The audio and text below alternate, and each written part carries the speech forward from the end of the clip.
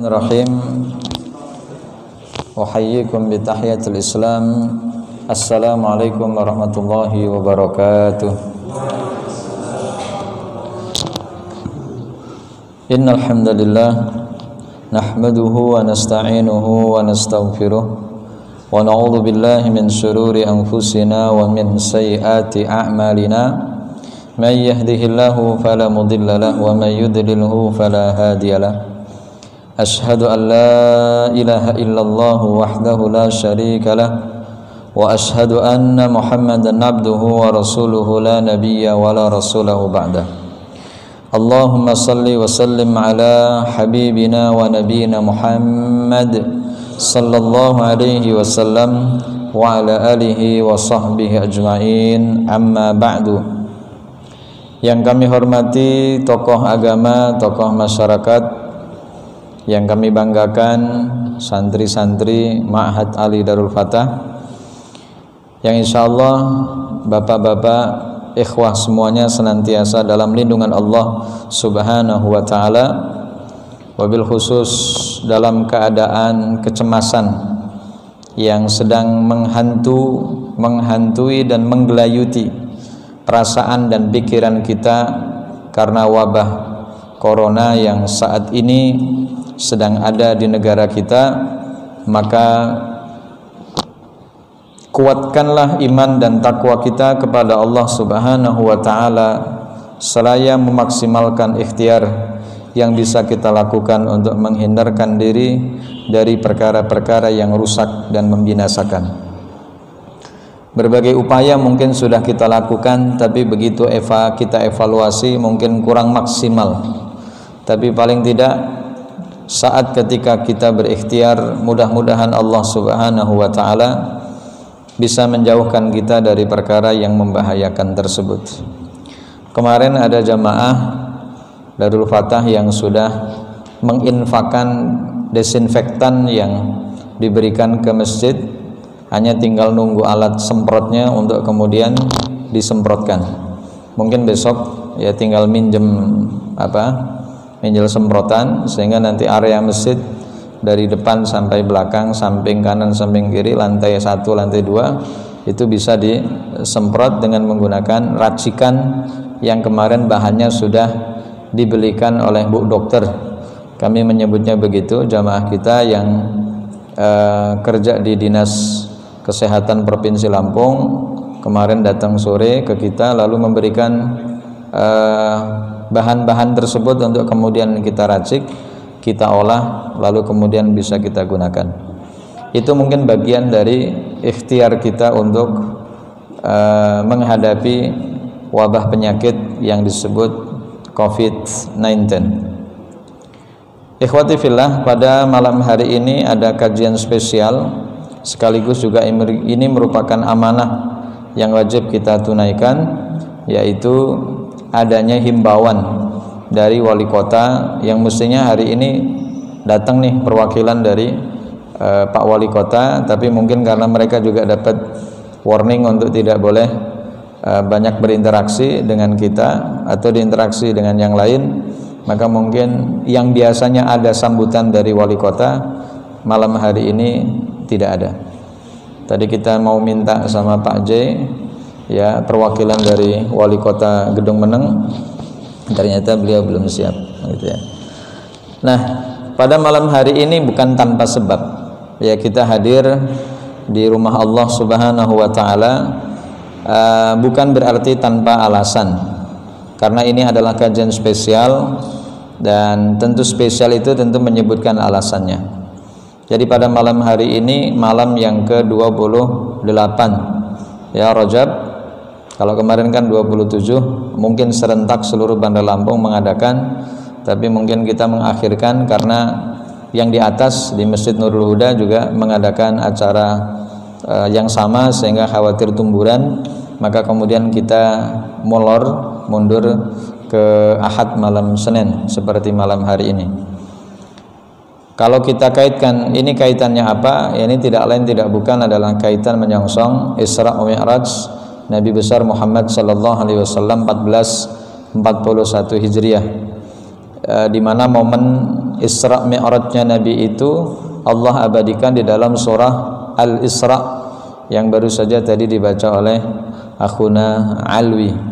Ya, mudah-mudahan dari apa yang beliau baca itu mengingatkan kembali tentang perjalanan yang maha agung, di mana oleh-oleh yang diberikan oleh Allah kepada Rasul Shallallahu Alaihi Wasallam sampai hari ini masih bisa kita lakukan dan kita laksanakan sebagai rukun Islam yang kedua, yaitu sholat.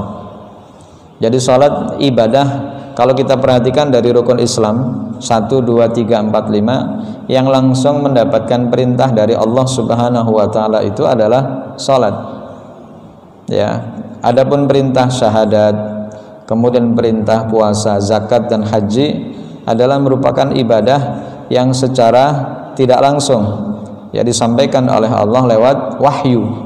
Tapi kalau sholat langsung mendapatkan titah perintah supaya beliau dan kita umatnya melaksanakan perintah sholat. Walaupun asalnya berapa dulu itu? 50 ya. Sampai kemudian mendapatkan takhfif, keringanan dari Allah sampai pada akhirnya hanya diwajibkan 5 kali dalam sehari semalam.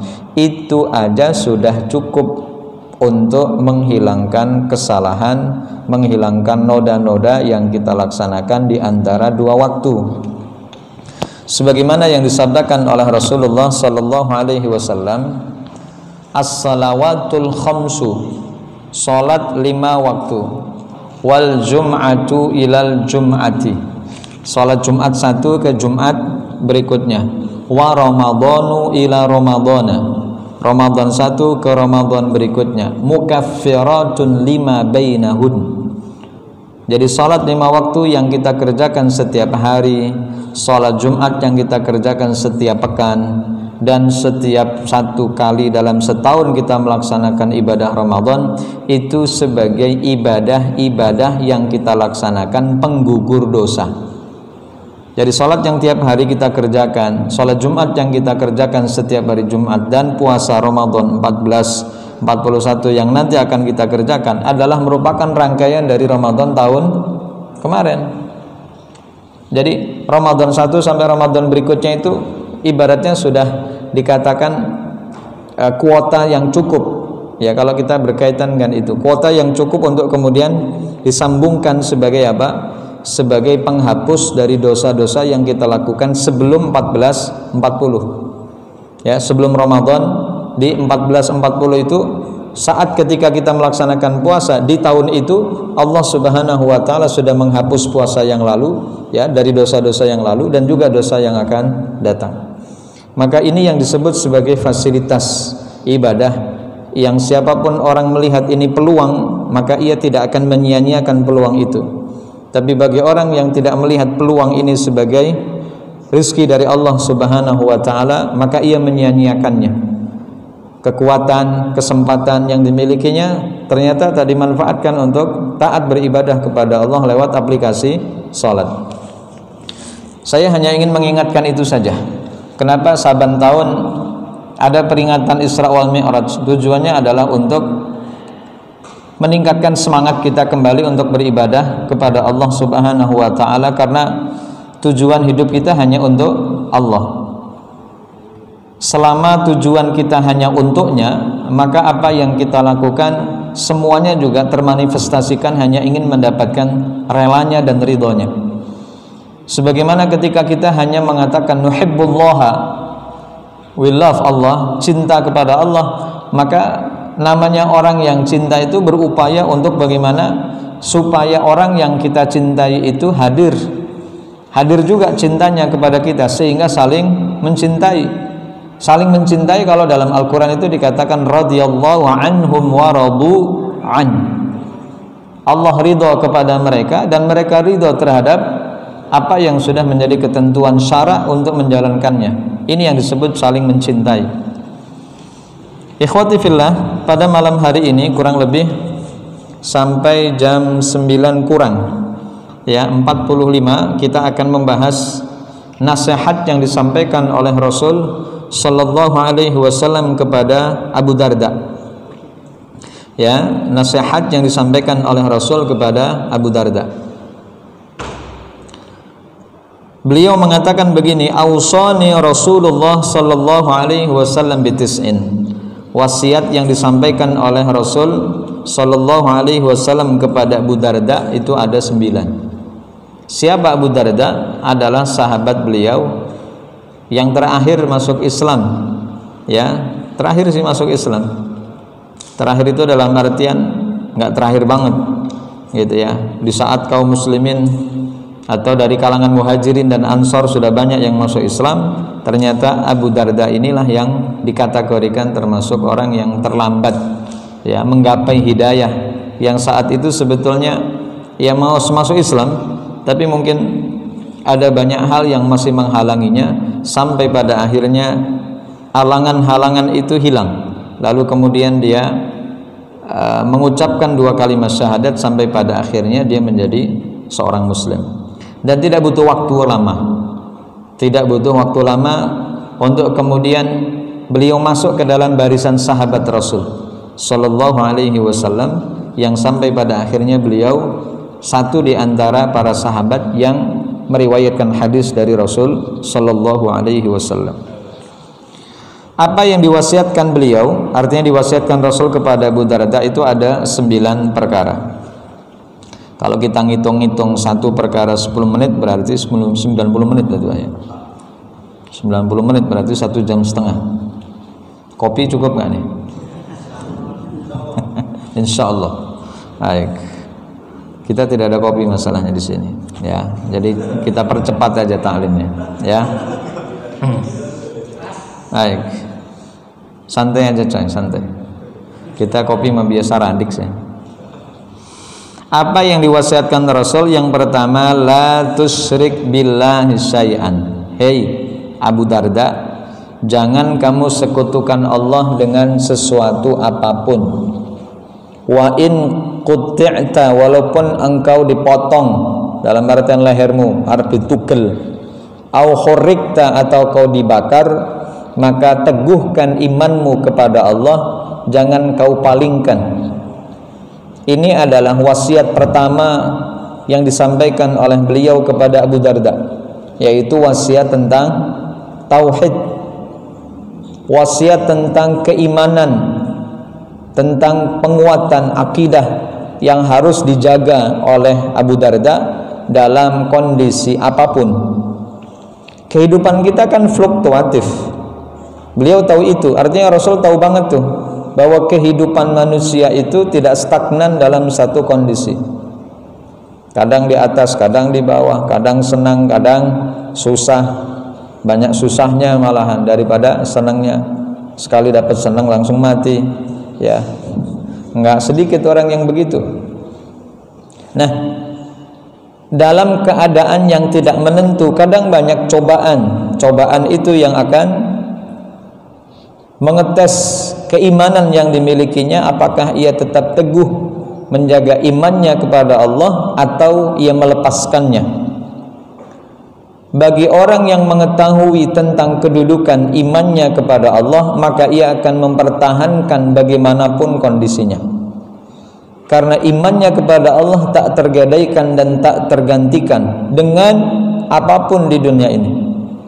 Sehingga walaupun ia dalam keadaan getir, dalam keadaan fakir, dalam keadaan miskin paparan duwe opo-opo, ia tetap mengatakan bahwa saya punya kok sesuatu yang sangat mahal, yang tak akan bisa ditukar dengan apapun, sebongkah berlian sekalipun hal ini tidak akan aku lakukan. Apa itu? The trust, keimanan kita kepada Allah.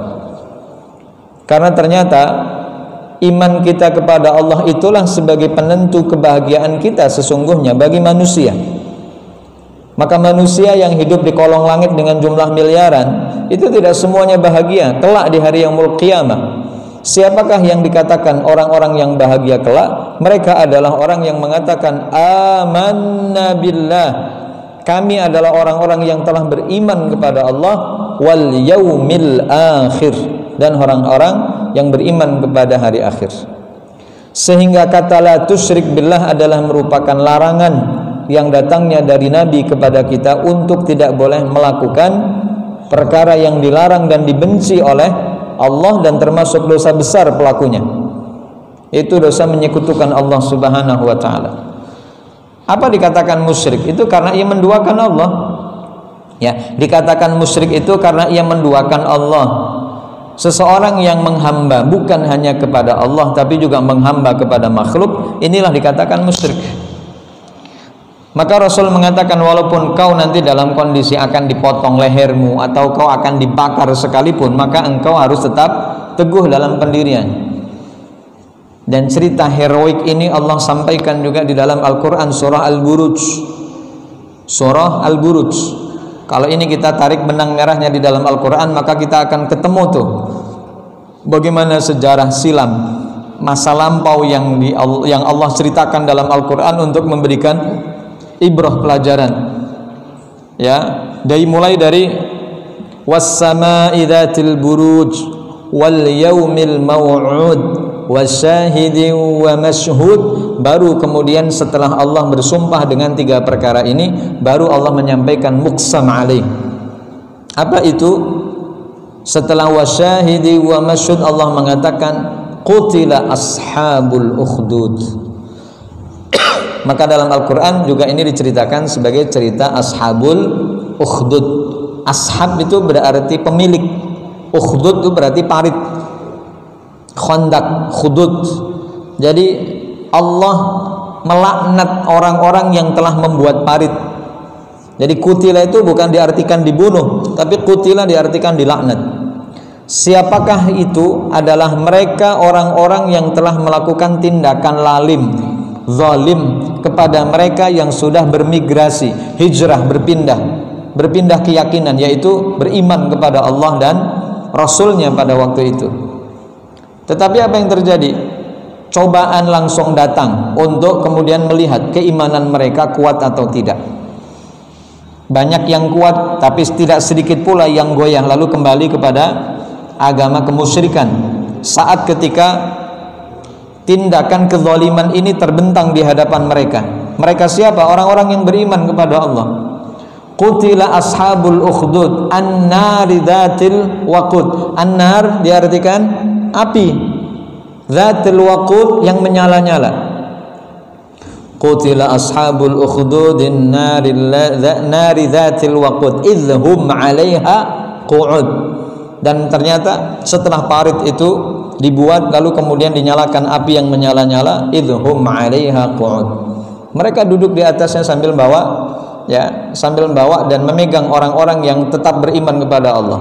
Kau masih beriman kepada Allah atau engkau beriman kepada Tuhan yang lama? Aku beriman kepada Allah. Cemplung ke, beleng gitu. Dan itu adalah bentuk dari penyiksaan yang mereka lakukan atas keteguhan iman yang dilakukan oleh orang-orang yang mengikuti kepada agamanya seorang pemuda yang waktu itu yang sanggup memberikan apa? Perubahan besar yang Allah ceritakan di dalam surah Al-Buruj tadi itu. Dan satu alasan kenapa mereka diadab, wa ma naqamu minhum illa ay yu'minu billahil azizil hamid. Mereka melakukan tindakan itu tidak lain tidak bukan karena mereka, orang-orang yang dimasukkan ke dalam parit itu adalah orang-orang yang beriman kepada Allah. Jadi kalau ada Muslim Rohingya, kemudian Muslim mana lagi nih yang minoritas? Ya, Muslim Uighur. Ketika mereka mendapatkan tindakan yang tidak baik, tindakan kelaliman dari rezim yang pada waktu itu berkuasa, alasannya hanya satu, karena mereka Muslim. Jadi adanya orang disiksa di tempat mayoritas yang tidak beragama, lalu kemudian orang-orang Islam bertempat di negara yang minoritas, di tempat yang mayoritas di mana mereka menjadi minoritas, maka alasan satu kenapa mereka disiksa itu karena mereka Muslim. Jadi ini yang kemudian menjadi pemahaman bagi kita bahwa saat ketika seorang atau komunitas Muslim itu menjadi mayoritas, maka dia akan menaungi yang minoritas.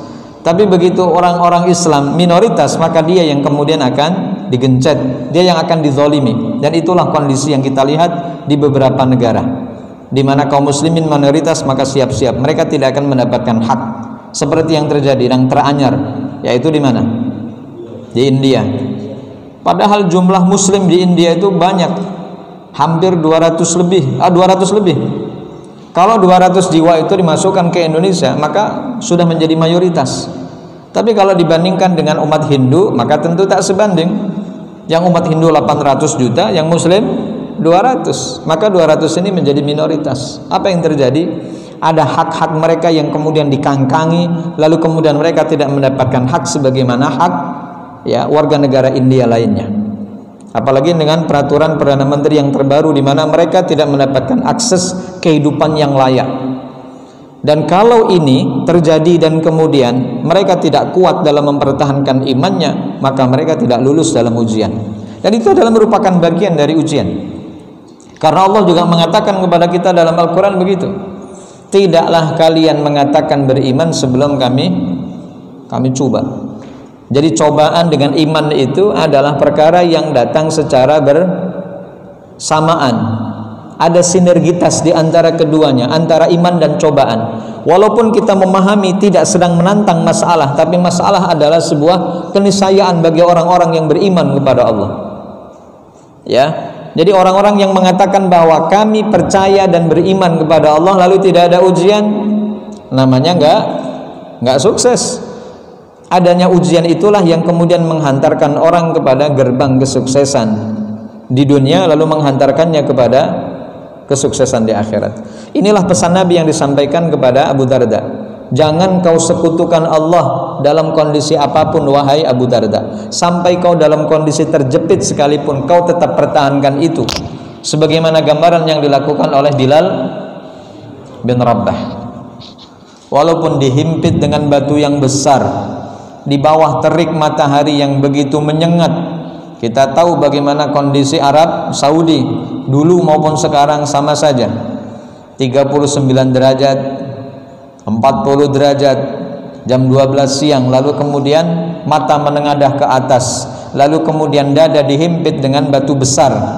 Lalu tujuannya apa? Ingin menggoyah keimanan Bilal supaya pindah kembali kepada agama nenek moyangnya. Tapi dia tidak mengatakan demikian. Pokoknya ahad, Allah itulah Tuhan yang aku sembah, walaupun kematian yang akan menjumpaiku. Jazakallah khair. Baik, yang kedua, karena ini juga pesan yang disampaikan oleh Nabi kepada Abu Darda, yang kemudian kita kaitkan dengan peringatan Isra wal Mi'raj. Apa kata Rasul? Wala tatrukanna as-salata muta'ammidan wa man tarakaha muta'ammidan faqad bari'at minhu dhimmatu. Itu pesan Nabi yang kedua. Hei Abu Darda, ojo mbok tinggal no salat. Sekali-kali kamu enggak boleh ninggalin salat. Dari mana itu bahasa yang disampaikan? Pakai nun taukid yang kemudian disandarkan dari nahi, dari larangan yang disampaikan oleh Rasul kepada Abu Darda. Jangan sekali-kali kamu tinggalkan sholat karena sengaja. Nek ra sengaja, kalau nggak sengaja gimana Pak? Kalau nggak sengaja, nggak apa-apa. Nah itu, nanti aja lah. Kayaknya masih lama nih waktu. Tiduran dulu. Begitu bangun, waktu subuh datang. Padahal belum sholat isya. Kalau maghrib parah banget tuh. Belum sholat isya. Karena tidak ada kesengajaan meninggalkan sholat isya, maka tidak ada dosa yang melekat pada dirinya, tapi wajib diganti dengan qadha. Satu waktu sholat yang ditinggalkannya wajib diganti dengan qadha. Tapi kalau lama sama sekali malah enggak. Ya, ada 10 tahun nih orang enggak pernah sholat.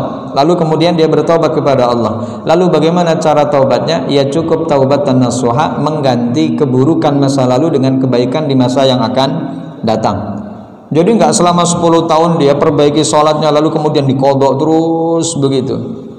Kalau sehari 5 kali, berarti 5 kali dalam 10 tahun ada berapa tuh Pak? Banyak ya? 5 kali 10 berarti 5.000 sholat tuh. Dia baru mau melakukan aja udah mikir, ya Allah berat amat yang orang taubat. Akhirnya nggak jadi taubat. Akhirnya mau taubat nggak jadi taubat. Kenapa? PR-nya banyak banget. Ya, PR-nya banyak banget. Nggak usah deh, sekalian aja lantak-lantak deh. Ya, kalau ternyata ada keputusan bahwa orang yang meninggalkan sholat selama 10 tahun wajib dibayar lunas. Jadi habis sholat duhur berdiri lagi, sholat duhur dari 10 tahun yang lalu, gitu. Ternyata tidak. Walaupun ada yang mengatakan wajib. Logikanya apa? Enak banget tuh. Orang yang sekali aja ninggalin sholat wajib bayar utang, masa yang banyak nggak bayar? Logikanya kan sederhana. Orang utang 1.000 wajib bayar nggak? Wajib. 100.000 wajib. Kalau ada orang yang mengatakan yang 1.000 wajib bayar utang, sementara yang 100 enggak, mendingan utang yang 100. Logikanya begitu. Yang dipakai oleh orang yang bermadhab, berpendapat bahwa orang yang sudah meninggalkan sholat walaupun lama wajib diqadha sampai tuntas. Tapi ternyata tidak begitu. Islam tidak memberatkan kepada orang yang bertaubat kepada Allah karena tidak ada nas secara sharih, tidak ada ketetapan dalil dari Quran maupun Sunnah yang mewajibkan orang yang mengqadha sholat yang ditinggalkan karena sengaja selama kurang lebih 10 tahun lalu diganti untuk 10 tahun yang akan datang. Enggak begitu. Karena apa? Rasul mengatakan al-Islamu yajubbu ma qablahu. Islam itu nutupin dari perkara sebelumnya. Ada orang 40 tahun bermaksiat kepada Allah, lalu di usia yang ke-50 tahun, karena mungkin dia bermaksiat dari usia 15 tahun. Ya, 15 tambah 40 berarti 55 ya. Ya, di usia 55 tahun dia baru bertaubat kepada Allah. Baru sehari taubat mati itu. Mati. Allah matikan ia dalam keadaan husnul khatimah karena ia sudah bertobat kepada Allah. Maka 40 tahun ia bermaksiat itu tidak dihitung. Yang dihitung adalah 1 hari setengah sampai dia menjemput kematiannya. Alangkah enaknya orang bertaubat kepada Allah. Jangankan kok sehari setengah, orang yang sedang bertaubat menuju kampung taubat saja lalu meninggal di pertengahan, taubatnya diterima oleh Allah. Siapa itu? Cerita pemuda yang sudah membunuh 100 orang. Mata ini 100 uang loh Pak. 100 orang dibunuh. Lalu kemudian dia sudah capek, ya Allah, ternyata bosan matiin orang. Capek kata dia. Aku ingin bertaubat kepada Allah, gimana caranya? Ya sudah, pergilah ke kampung taubat. Karena kalau kau masih di sini, kau akan masih tetap menjadi orang yang buruk. Maka pergilah ke kampung taubat. Oke, aku akan melangkah ke sana sebagai bukti nyata bahwa aku ini adalah orang yang bertaubat kepada Allah. Ternyata betul, belum sampai ke kampung taubat dia sudah mati. Dan ternyata dihitung langkahnya jauh ke depan atau kemudian jauh ke belakang, dan ternyata setelah dihitung dia lebih dekat ke depan, yaitu ke kampung taubat. Maka taubatnya diterima oleh Allah dan ia mati dalam keadaan husnul khatimah. Enak banget tuh Pak. Ya, ini yang kemudian menjadi pernyataan kedua dari Rasul kepada Abu Darda. Jangan kamu tinggalkan sholat secara sengaja. Dan ini adalah PR kita. Ya, PR untuk mahasiswa ma'had ketika nanti masuk berdakwah di kampung, maka tugas ini yang disampaikan kepada mereka, kepada masyarakat yang ada di kampung. Untuk apa? Tidak boleh ninggalin sholat. Kalau kita belajar fikih Pak, ada nggak satu bab yang membolehkan kita untuk ninggalin sholat? Boleh kok kamu ninggalin sholat karena kamu misalnya kena panu. Iya boleh. Sampai sembuh panumu baru kamu sholat. Ya, boleh nggak? Nggak ada dalilnya. Antum dalam keadaan sakit sekalipun, sakit jelas loh secara fisik yang kemudian mengurangi kekuatan antum untuk melaksanakan sholat, itu aja masih tetap dianjurkan untuk melakukannya. Karena ada anjuran, karena memang ada contoh, dan itu sudah dilakukan oleh salafus saleh, generasi terdahulu yang wajib untuk kita ikuti sebagai inspirasi ibadah kita di masa sekarang dan yang akan datang. Ketika mereka dalam kondisi sakit, yang dicontohkan adalah bagaimana mereka melaksanakan sholat. Apalagi Rasul mengatakan kalau memang kamu nggak mampu untuk berdiri, silahkan duduk. Nggak bisa duduk, piye Pak? Kok langsung berbaring? Tidur miring dulu dong. Tidur miring, di mana lambung sebelah kanan diletakkan di bawah. Terus kalau miring ternyata tidak mampu karena habis operasi kan, masa miring, gitu kan darahnya keluar semua. Terlentang. Kalau ternyata terlentang juga seperti ketimpa batu 2 ton misal, ya, tidak sanggup, maka bagaimanapun kondisi yang membuat dia nyaman dalam melaksanakan sholat di saat dia dalam kondisi sakit, kerjakan. Itu adanya dalam Islam. Jadi enggak dalam kondisi aduh berat nih, seperti perutku ditindih 2 ton batu gitu. Oh ya sudah kalau gitu Bapak enggak usah sholat gitu. Nanti aja ya, kalau nanti udah sembuh baru nanti dirapel sholatnya gitu. Ada nggak fikih yang mengajarkan kita tentang rapelan dalam sholat? Orang yang safar bepergian dari sini ke Jawa Timur, perjalanan menggunakan perjalanan kaki, berapa hari itu? Ya, nggak usah berapa hari, nyampe enggak gitu kira-kira. Perjalanan pakai darat, ya perjalanan pakai darat pakai bis, taruhlah 2 hari 3 malam. Selama 2 hari 3 malam itu bukan berarti dirapel. Kalau 1 hari berarti ada 5 kali 2 10. Udah nanti kalau udah nyampe Surabaya baru sholat 10 kali yang tadi kau tinggalkan selama 2 hari baru kau kerjakan di lokasi tujuan. Tidak ada fikih yang mengajarkan begitu. Ini adalah fikih kesesatan. Tidak ada rapelan dalam sholat. Yang ada adalah bolehnya kita untuk menjamak sholat sekaligus mengqashar. Kalau itu kita bisa kerjakan. Kalau mau dipisah silahkan. Qashar sendiri, jamak sendiri. Tapi kalau ternyata perkara yang memberatkan, ya dipisah antara qashar sendiri, jamak sendiri, maka boleh menyatukan di antara keduanya. Boleh jamak, boleh qashar. Tapi yang diqashar itu hanya sholat yang jumlahnya 4 rakaat, zuhur, asar dan isya. Ya, maghrib jangan diqashar. Subuh apalagi? Ente seorang musafir ditanya, kenapa nggak sholat pak? Nggak sholat subuh? Sudah dikosor pak. Kalau 2 dikurangi 2 menjadi 0, berarti kan rasolat. Ini kan fikih ala hawa nafsu yang dimilikinya sendiri, bahwa hitungan-hitungan tidak berdasarkan kepada sunnah.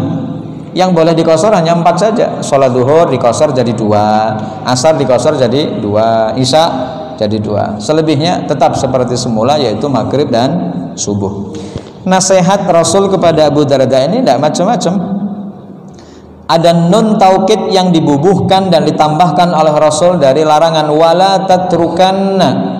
Kalau hanya wala tatruk begitu, utruk, itu mungkin bahasa yang disampaikan adalah bahasa sederhana. Tapi menggunakan kalimat wala tatrukun, wala tatrukan, ada nun taukid di belakangnya, berarti nasihat beliau itu betul-betul luar biasa. Ojo mbok tinggalkan sholat. Jangan kamu tinggalkan sholat dalam kondisi apapun. Selama hayat dikandung badan dan selama kita sadar apa yang kita kerjakan, berarti kewajiban sholat masih melekat. Kecuali kalau orang sudah koma. Ya, orang koma 3 bulan. Selama 3 bulan itulah dia nggak berkewajiban untuk melaksanakan sholat. Karena koma itu sebetulnya kayak orang pingsan. Dia tidak tahu apa yang terjadi. Seperti halnya orang pasca operasi. Biasanya pengaruh dari obat biusnya itu setelah dia sadar itu nggak langsung hilang, masih 2 jam, 3 jam, 4 jam pasca operasi masih mempengaruhi, sehingga kadang kinerja otaknya tidak maksimal. Apa yang dia ucapkan itu nggak seimbang dengan apa yang ada di dalam pikirannya. Maka selama belum ya utuh kesadaran dia, maka selama itu pula kewajiban sholat belum melekat. Maka dalam kaidah fikih itu orang gila tidak wajib sholat sampai dia sembuh, sampai waras. Anak kecil tidak wajib sholat sampai dia balik. Ya, orang mendem itu nggak wajib sholat sampai dia waras, sampai dia sadar. Orang yang mabok itu dia tidak wajib sholat sampai dia tahu apa yang dia ucapkan dan apa yang dia lakukan. Nah, ini yang kemudian ada di dalam Islam, sehingga yang perlu kita fahami dari nasihat Rasul yang kedua ini adalah apa? Salat merupakan sendi kehidupan muslim yang sangat penting, yang tidak boleh ditinggalkan dalam kondisi apapun. Dalam kondisi perang sekalipun juga Bapak Ibu. Maka polemik tentang masalah meninggalkan salat Jumat, meninggalkan salat berjamaah di masjid, itu analoginya macam-macam terkait dengan wabah corona. Ya.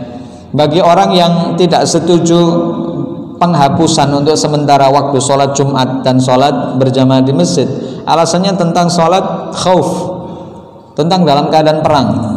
Ya, seperti yang dikatakan oleh Syekh Mufti Al-Quni. Ya, beliau mengatakan demikian. Orang dalam kondisi perang saja tidak ada gugur kewajiban bagi seseorang untuk melaksanakan sholat berjamaah. Apalagi penyakit wabah corona yang kemudian ini bukan termasuk dari perkara yang kemudian dikatakan sebagai musuh, yang kemudian seperti musuh yang akan datang, yang langsung akan bermuajahah dengan kita untuk perang. Ya, maka beliau mengatakan tidak ada dalil yang kemudian beliau sampaikan, tidak ada dalil yang kemudian saya pahami, kata beliau, untuk kemudian meninggalkan sholat berjamaah dan juga meninggalkan sholat Jumat. Dalam keadaan perang aja masih ada kewajiban untuk melakukannya, tidak ada gugur. Tapi bagi orang yang mengatakan bahwa menolak kerusakan diutamakan daripada mengambil kemanfaatan, maka pada akhirnya sholat di rumah, ya, di rumah masing-masing untuk sholat Jumat dan sholat jamaah adalah merupakan perkara yang lebih penting pada saat ini dibandingkan dengan yang mempertahankan sholat berjamaahnya di masjid. Jadi ada dua pendapat nih, ya, berkaitan dengan wabah corona. Ada yang menganjurkan tetap di masjid, ada yang juga tetap mengajarkan di rumah dewek-dewek sampai wabah penyakit itu hilang. Karena masa inkubasi dari wabah corona yang mulai menjangkit itu antara 2 sampai 14 hari. Artinya kalau si A itu kena corona, begitu dia tidak berinteraksi dengan orang lain, maka kalau ini bisa disembuhkan oleh dirinya sendiri, maka 14 hari yang akan datang sebetulnya hilang dengan sendirinya. Itu sebetulnya maksudnya. Tapi kalau ternyata dalam masa 2 sampai 14 hari ini dia berinteraksi dengan orang lain, maka dia bisa menularkan ke banyak orang selama 14 hari itu. Nah, ini yang dimaksudkan kenapa kita ini dianjurkan untuk keep list, apa sih bahasanya itu, distancing, ya, untuk kemudian mengatur jarak dengan orang lain, tidak berkerumun seperti sekarang ini sebetulnya nggak dianjurkan. Bahasanya apa pula, ya, angel banget sih, ya. Nah, tapi karena kita melaksanakan amanah dari Pak Wali Kota, ya insya Allah kita laksanakan, mudah-mudahan kita mengambil manfaat dan Allah jauhkan dari mudarat. Kemudian apa yang disampaikan oleh Rasul, barang siapa yang meninggalkan karena sengaja, maka Allah tidak akan menanggung hidupnya. Jadi orang yang sengaja meninggalkan sholat, ia tidak akan dapat jaminan dari Allah Subhanahu wa ta'ala. Jaminan apa? Hidup bahagia. Di mana? Di dunia, apalagi di akhirat. Maka siksa yang begitu amat pedih akan diterima bagi mereka yang meninggalkan sholat karena sengaja. Apalagi kehidupan itu yang kemudian menjumpainya sampai kematian dan dia belum bertaubat kepada Allah. Piye ceritanya jajal? Sampai mati dia belum pernah sholat, belum pernah ke masjid, sekali-kali ke masjid digotong pakai rudo menungso, kalau bahasanya pakai roda manusia, yaitu benduso. Sekali-kalinya ke masjid hanya itu, bacuk mana, ya, makmum tapi di depan imam. Biasanya kalau makmum kan di belakang, ini di belakang, ini di depan imam, karena dia menjadi mayit. Maka rugi yang amat besar dirasakan bagi mereka yang meninggalkan sholat. Ia tidak akan mendapatkan ketenangan, tidak mendapatkan kebahagiaan di dunia, apalagi di akhirat. Maka ada nasihat-nasihat yang terpampang nih, yang sampai hari ini udah dilepas atau belum di depan MBK itu, ya, di depan MBK. Perbaiki sholatmu, itu bahasanya nasihat itu. Perbaiki sholatmu, maka Allah akan perbaiki hidupmu. Maka banyak orang yang berantakan banget tuh hidupnya. Kenapa? Karena memang sholatnya berantakan. Kalau memang sholatnya sudah aktif, sholatnya sudah tertib, dikerjakan senantiasa berjamaah di masjid, maka biasanya kehidupan dunianya juga tertib, kehidupan dunianya ngikutin. Sholat subuh selalu berjamaah di masjid, lalu kemudian diikuti 4 waktu sholat yang lain senantiasa dikerjakan di masjid, maka Allah yang akan menjamin kehidupannya. Dan ini dalilnya. Siapa yang meninggalkan sholat faqad bari'at minhud zimmah. Kemudian yang ketiga, nasihat yang disampaikan oleh Rasul. Apa yang disampaikan oleh Rasul? Wala tashrabannal khamra. Jangan kamu sekali-kali minum khamr. Fa innaha miftahu kulli syarrin, karena khamr itu adalah pintu dari seluruh keburukan. Ya, jadi beliau mengatakan melegitimasi bahwa banyaknya keburukan dan kejahatan yang dilakukan oleh manusia itu berawal dari pengaruh minuman keras. Perzinahankah, pembunuhankah, perjudiankah, atau kemaksiatan-kemaksiatan lain biasanya bermula dari minuman keras. Minuman yang dicampur dengan, ya, zat-zat yang berbahaya yang sampai kemudian mempengaruhi akal fikirannya tertutup, Karena orang bisa benar itu kalau akalnya nggak ketutup. Tapi kalau akal pikirannya sudah ketutup dengan zat-zat yang berbahaya, maka dia sudah nggak bisa membedakan mana ibunya, mana istrinya, mana anaknya, mana istrinya. Ya, dan terjadilah perkara-perkara yang nista disebabkan karena pengaruh minum-minuman keras. Dalam Islam ini menjadi larangan yang tidak boleh dilanggar sekalipun dalam kondisi apapun dan dengan alasan apapun. Alasannya apa? Untuk menghangatkan tubuh, maka kemudian diperbolehkan untuk meminum khamar walaupun seloki, sedikit. Rapopo pak, sedikit gitu. Maka kaidah dalam Islam itu dikatakan kullu muskirin haram. Setiap yang memabukkan itu hukumnya haram wa in qalla, walaupun sedikit. Kamu zina ya? Enggak pak. Kok bisa enggak? Cuma nyicip gitu. Ia tetap zina. Ketika dua alat persunatan ketemu, ya, lalu kemudian habis itu sadar, lalu kemudian pergi gitu, lalu ketangkep basah, sudah terjadi perzinahan, lalu dengan alasan enggak pak, enggak jadi, gitu, cuman dikit kok, nah gitu. Minum khamar juga begitu, saya cuman dikit pak, cuman setutup ini doang, gitu, nyicip, gimana rasanya, getir-getir gimana gitu, ya tetap aja haram. Jadi sesuatu yang dilarang itu walaupun sedikit tidak boleh. Raiso dicoba, nggak bisa dicoba, nggak boleh. Narkoba itu juga begitu, nggak boleh dicoba.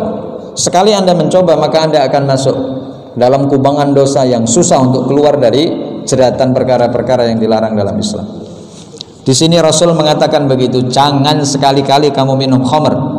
Sekali kamu minum khamr maka akan ada banyak kejahatan yang dilakukan. Dulu pernah ada pak dalam cerita Israiliyat, cerita yang terjadi pada zaman Bani Israel, di mana seorang pemuda ditawari, kamu mau melakukan kejahatan apa? Mau bunuh, apa minum khamr, apa berzina dengan wanita itu? Kata laki-laki itu, kalau membunuh ini dosa besar, karena aku sudah bunuh anak kecil. Kalau berzina ini juga dosa besar. Kenapa? Karena aku berzina dengan ya perempuan yang bukan siapa-siapa saya. Tapi kalau kemudian saya minum khamr, kan hanya saya sendiri yang rugi gitu. Hanya saya sendiri. Saya nggak akan melibatkan banyak orang. Ibarat orang yang kemudian beralasan begini ketika diberantas narkoba ataupun perkara-perkara maksiat lainnya. Dia mengatakan begini, apa urusan Anda? Saya yang bermaksiat, ini duit saya. Ya kan? Alasan orang-orang yang bermaksiat kan begitu. Kenapa Anda kepo banget dengan saya? Saya beli minum khamr ini nggak merepotkan Anda, saya juga nggak minta ke Anda. Ini duit saya. Kenapa Anda yang kepo? Memang betul ini duit-duitmu, tapi begitu kamu melakukan tindakan maksiat semua orang kena. Efeknya itu yang kemudian perlu diantisipasi. Maka kenapa tindakan maksiat yang dilakukan oleh masyarakat itu perlu diantisipasi sedini mungkin. Apa yang terjadi? Ketika pemuda itu sudah minum khamr, maka otaknya dipengaruhi. Khamrun itu kan diambil dari kata khamara yakhmuru, yang artinya ghatta, nutupin. Maka orang yang minum khamr itu otaknya tertutup dari perbuatan-perbuatan yang hak. Maka begitu dalam kondisi pengaruh minuman keras dia berzina dengan perempuan. Karena takut diketahui oleh orang lain, diketahui oleh anak itu, maka anak itu dibunuh. Maka dalam satu waktu dia melakukan 3 kejahatan bermula dari minum khamr. Nah, ini adalah tindakan yang meresahkan masyarakat kalau ternyata ada yang melakukan hal yang demikian. Maka Islam melarang betul dan termasuk tindakan dosa besar minum khamr, karena dari sanalah kejahatan bermula. Kemudian yang keempat, wa ati' walidaika, taatlah kepada orang tuamu karena dia adalah orang yang telah membesarkanmu. Merekalah yang telah mendoakanmu dan merekalah yang senantiasa mengarahkan dan juga ingin mendapatkan kebaikan-kebaikan dari dirimu. Apa yang disampaikan oleh Rasul, wa in amaraka an takhruj min dunyaka fakhruj lahuma. Kalau ternyata mereka minta untuk mereka dari apa yang kau miliki, maka keluarkanlah.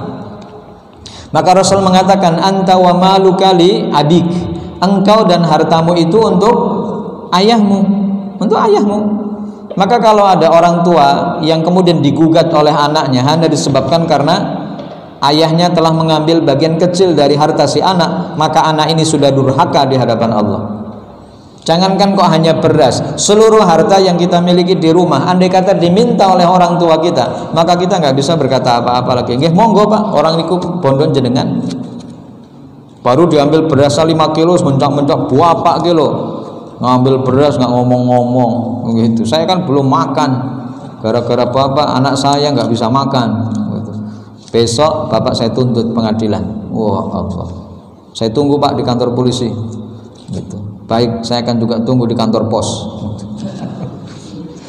Ada nggak cerita anak menuntut orang tuanya sampai ke pengadilan? Banyak, ya. Hanya gara-gara masalah apa? Masalah-masalah duniawi, masalah-masalah sepele. Maka kalau kemudian melihat kepada hadis ini, ya Allah, durhaka betul anak itu, ya. Maka Rasul mengatakan taatlah kepada orang tuamu dalam memerintahkan kebaikan. Sampai Rasul mengatakan kalau keduanya meminta engkau mengeluarkan dari hartamu untuk mereka, keluarkan. Maka nggak usah perhitungan karo wong tua gitu. Nggak usah hitung-hitungan.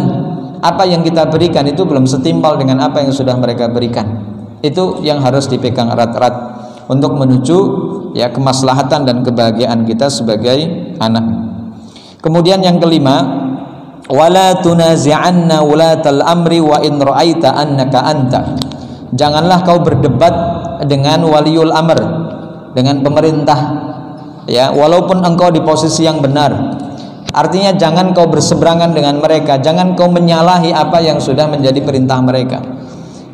Kalau kita kaitkan dengan masalah corona, apa yang menjadi anjuran dari pemerintah? Apa perintahnya, Mbak? Lockdown, untuk tidak banyak beraktivitas di luar. Ini perintah mereka, wajib kepada kita untuk melaksanakan perintah itu. Jadi keluar itu kalau nggak terpaksa ya nggak, gitu ya. Kalau memang tidak ada kebutuhan maka sebaiknya tidak. Maka kenapa banyak sekolah yang kemudian diliburkan? Tapi gurunya enggak? Gurunya libur nggak?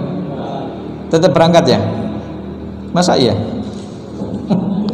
Kalau gurunya tetap berangkat, maka kemudian muncul pernyataan gitu ya. Apakah corona berteman dengan bu guru? Kan itu dalam ya di dunia maya itu begitu, Pak. Kenapa guru tetap masuk? Apakah karena memang corona tidak mau kepada bapak ibu guru, atau B karena memang corona sudah berteman dengan mereka? Ya. Dan C Anda jawab sendiri.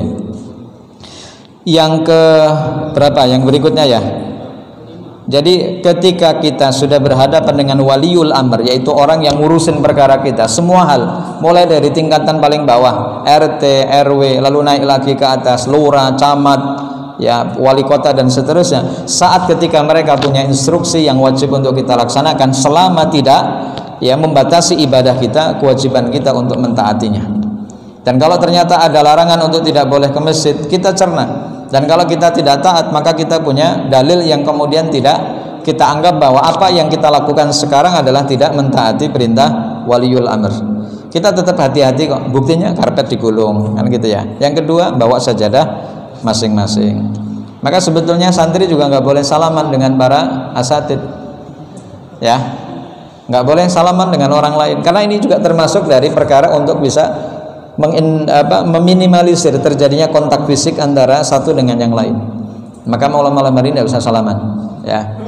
Nanti kalau coronanya sudah hilang salaman lagi, ya, gitu ya. Sama Kang Cek itu boleh, ya. Selanjutnya, wala tafrur minaz zahfi, jangan kau lari dari medan pertempuran.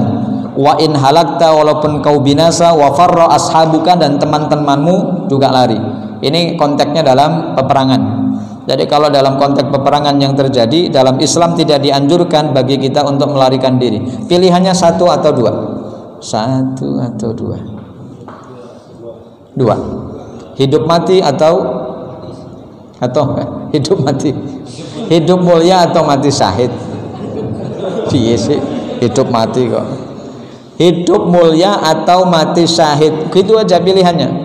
Maka yang biasa ditulis sama mahasiswa itu mut syahidan aw ish kariman aw mut syahidan, hidup mulia atau mati syahid.